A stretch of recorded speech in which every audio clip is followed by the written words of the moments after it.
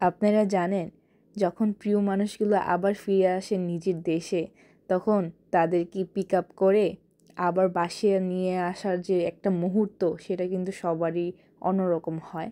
আমরা চলে যাই এয়ারপোর্টে আমাদের দুলাভাইকে পিক করতে। সো ভাইয়া 1 নম্বর টার্মিনালে আসার কথা ছিল। সো আমরা সবাই মিলে অনেকক্ষণ ধরে দাঁড়িয়ে অপেক্ষা করছিলাম। আর এদিক দিয়ে ফাইজা বেবির পুরাই ধৈর্য ছিল না, তাই সে না পারতে এখান থেকে এখানে দুষ্টামি করছিল। আর যারা প্রবাস থেকে বাংলাদেশে আসে তারা কিন্তু 1 বা 2 নম্বর টার্মিনাল দিয়ে বের হয়। আর এই তো অপেক্ষা শেষ, আমাদের দুলাভাই চলে আসে। সে তার মেয়েকে দেখেই প্রথমেই এতটা না কেঁদে দিয়েছিল। তারপর তার মেয়েকে কোলে নিয়ে বলে, বাবা তুমি কেমন আছো? তাকে দেখার পর সবার মনটা না অনেক খুশি হয়ে যায়। তারপর বাসায় আসায় দেখি আল্লাহ ঝুমসে বৃষ্টি শুরু হয়েছে।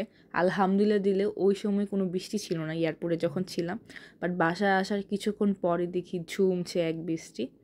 বলে না আল্লাহ যা করে ভালোর জন্যই করে। অ্যান্ড আমি দেখি একটু একটু করে ক্লিপ নিচ্ছিলাম তেঁতুল গাছের। তারপর বাসায় আসে দেখি আল্লাহ, আম্মু তার জামাইয়ের জন্য কত না কিছু রান্না করতেছে। এখানে আম্মু কলিজা ভুনা তৈরি করতেছিল, কারণ তার জামাই কলিজা ভুনা অনেক পছন্দ করে। এরপর পাশাপাশি রেখেছিল রোস্ট, এখানে রোস্ট ছিল, আরও অন্যান্য আইটেম ছিল।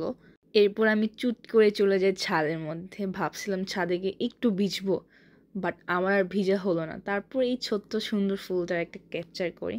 আর এখানে ভাইয়ার জন্য গরু মাংস। ভাইয়া বলতে গেলে 2 বছর ধরে যখন ছিল সৌদি আরবে, তখন থেকে কিন্তু ভাইয়া আমাদের যে কুরবানি মাংসটা বাজায়, ঈদটা যায়, সেই ঈদের মাংসটা কিন্তু ভাইয়ার আর খাওয়া হতো না। সো আম্মু তার জন্য এই গরুর মাংসটা রান্না করে। তার পাশাপাশি পোলাও ছিল। সেই দিন বলতে গেলে এতটাও আয়োজন ছিল না, বিকজ ভাইয়া অনেক লং জার্নি করেছিল, তাই ভাই একটু টায়ার্ডই ছিল। ভাইয়া আগে থেকে বলে রেখেছিল অল্প আয়োজন করেন আমার জন্য। সো জামাই বলে কথা, অল্প আয়োজন কিভাবে করা যায় বলেন আপনারাই। তো এক এক করে এখন টেবিলে পরিবেশন করা হচ্ছে জামাই আদরের জন্য যা যা তৈরি করা হয়েছিল সেদিনের। মেনুর মধ্যে ছিল গরু মাংস, রোস্ট, মাছ ভুনা, তারপর কলিজা ভুনা, অ্যান্ড রাইস হিসেবে ছিল পোলাও, অ্যান্ড ভাতও কিন্তু পাশাপাশি ছিল।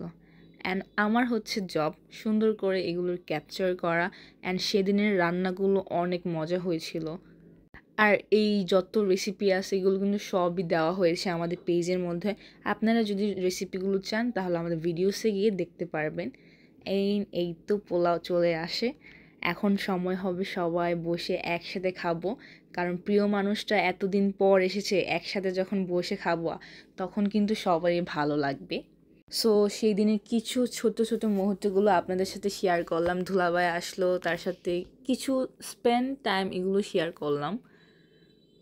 তো আজকে এই পর্যন্তই, তাহলে আপনাদের সাথে ভালো থাকবেন। সবাইকে আল্লাহ হাফেজ।